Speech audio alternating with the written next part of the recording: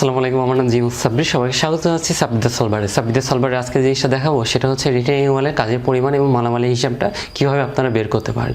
তো চলুন তাহলে দেখে আসি যে একটি রিটেনিং ওয়ালে কীভাবে কাজের পরিমাণ এবং মালামাল হিসাবে বের করা হয়। তো এখানে এক্সাম্পল হিসেবে আমি একটি রিটেনিং ওয়াল অঙ্কন করেছি এবং এই রিটেনিং ওয়ালের দৈর্ঘ্য হচ্ছে 1500 মিটার এবং প্রস্থ হচ্ছে আপনার হচ্ছে 4 মিটার এবং রিটেনিং ওয়ালের দুটো অংশ থাকে, একটা হচ্ছে বেস আর একটা হচ্ছে স্টিম। এটা হচ্ছে স্টিম আর নিচের এইটা হচ্ছে বেস, অর্থাৎ দুইটা অংশ রয়েছে এবং এর কতটুকু দৈর্ঘ্য কতটুকু হাইট সবগুলোই এর পরিমাপগুলো আমরা লিখে নিয়েছি এবং এতে 1 পয়েন্ট যে কাজ হবে রিটেনিং ওয়ালের জন্য সেই কাজের 1.5% রড ব্যবহার করা হয়েছে। তো চলুন তাহলে এই রিটেনিং ওয়ালের হচ্ছে আয়তন বের করে এর সিমেন্ট বালি আছে ইট এবং রডের হিসাবটা আমরা বের করে ফেলি, কতটুকু রড লাগবে সেই হিসাবটা আমরা বের করে ফেলি। তো প্রথমে আমরা কাজ করব স্টিম নিয়ে। তাহলে স্টিমের আয়তন বের করবো। স্টিমের আয়তন বের করতে হবে। স্টিমের দেখুন যে হচ্ছে দৈর্ঘ্য কতটুকু দিয়ে আছে, দুইটা 60 দিয়ে আছে এবং 80 সেন্টিমিটার দিয়ে আছে। দুইটাকে আমরা মিটারে কনভার্সন করে নিই। তাহলে 0.60 যোগ 0.80 ডিভাইডেড বাই 2 গড় করে একটা দৈর্ঘ্য নিয়েছি, অর্থাৎ আমরা করতেছি এল ইন্টু দৈর্ঘ্য ইন্টু প্রস্থ ইন্টু উচ্চতা। আচ্ছা, এখন এর প্রস্থ কত? 1500 মিটার। 1500 মিটার গুণ এর হাইট কত? 160 যোগ 180 টোটাল স্টিমের হাইট। তাহলে 1.80 মিটারে কনভার্সন করে নিয়েছি 1.60। আচ্ছা, তাহলে আমরা স্টিমের আয়তনটুকু পাই 0.6 যোগ 0.8 ভাগ 2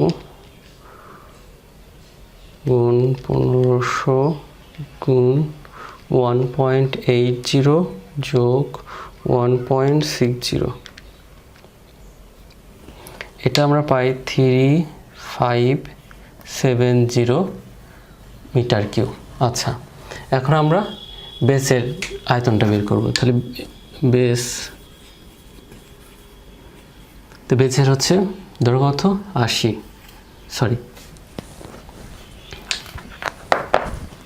4 মিটার। তাহলে 4 ইন্টু প্রস্থ হচ্ছে 1500 গুণ হাইট হচ্ছে 45 সেন্টিমিটার। তাহলে 45 ভাগ 100 0.45 মিটার। তাহলে আসে গুণ 1500 গুণ 4, এটা আসে 2700 মিটার কিউব। আচ্ছা, এখন আমরা কি করব? এখন আমরা এই দুটাকে যোগ করে দেব, তাহলে টোটাল আয়তন পেয়ে যাব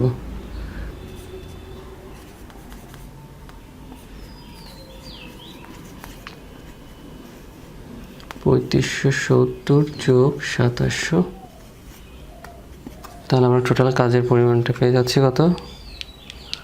3570 6270 মিটার কিউব। এখন আমরা এই রিটেনিং ওয়ালের কাজের পরিমাণটা টোটাল কাজ পেয়ে গিয়েছি। তো এখন এখান থেকে এই কাজের পরিমাণ থেকে আমরা হচ্ছে করব সিমেন্ট বালি ইটের হিসাব বের করব। তো চলুন তাহলে দেখে আসি। আমরা ভেজা আয়তন পেয়েছি, এই রিটেনিং ওয়ালে ভেজার আয়তন পেয়েছি কত? 6270 মিটার কিউব। তাহলে শুষ্ক আয়তন কত? 1.5 গুণ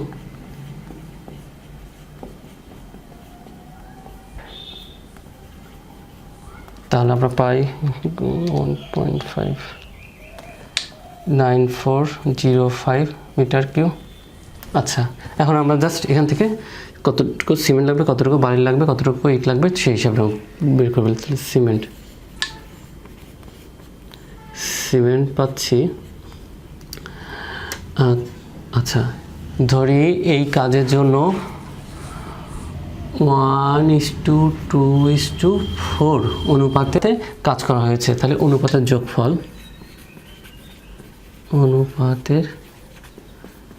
যোগফল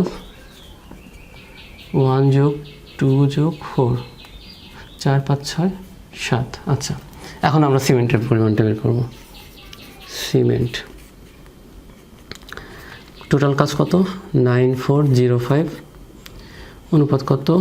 1 ডিভাইডেড বাই 7 গুণ 30। 1 মিটার কিউতে 30 ব্যাগ সিমেন্ট লাগে। তাহলে এবারে সিমেন্ট পাচ্ছি কতটুকু? ভাগ 7 গুণ 30,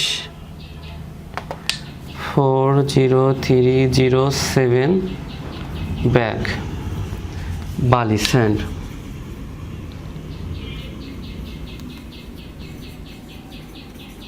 স্যান্ড লাগতেছে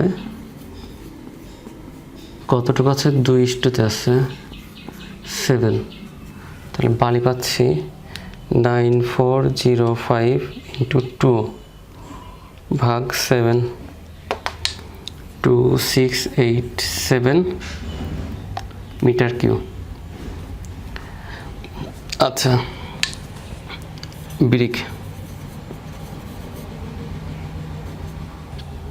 ব্রিক লাগতেছে কতটুকু? 9405 ইন্টু কত আছে? 4 ভাগ 7। 1 মিটার কিউতে আমরা ধরলাম যে 310টা ইট লাগবে। তাহলে কতটুকু ইট লাগবে? 9405 গুণ 4 ভাগ 7 গুণ 310, 1666028 নস। একক, দশক, শতক, হাজার, অযুত, লক্ষ। প্রায় 16,66,028টা ইট লাগবে। তো এখন আরেকটু বলা হয়েছে যে 1.5% রড ব্যবহার করা হয়েছে। তো এই রডের হিসাবটা আপনারা কীভাবে বের করবেন? তাহলে আমরা আয়তন পেয়েছি, অর্থাৎ এই কাজের এত % রড ব্যবহার করা হয়েছে। তো এই কাজে যদি এত % রড ব্যবহার করে থাকে তাহলে 12770 এর কত %? 1.5%, তাই না? তাহলে পারে কি করতে হবে? দেখুন, এই জিনিসটা যদি আপনার ক্রিটিক্যাল লাগে খুব সিম্পলি করবেন। 1.5% মানে কি? অর্থাৎ 100 মিটার কিউ কাজের জন্য রড লেগেছে 1.5 মিটার কিউ। ঠিক আছে? তাহলে 1 মিটার কিউর জন্য কত লাগে? 1.5 ভাগ 100 মিটার কিউ। আচ্ছা, তাহলে আমাদের ধরো কত? 6270 মিটার কিউর জন্য রড কতটুকু লাগবে? 1.5 ইন্টু 6270 ভাগ 100 মিটার কিউ। একদম ইজি নিয়মে আমি আপনাকে বুঝিয়ে দিলাম যে কীভাবে এই পার্সেন্টেজের রডটা বের করতে পারেন।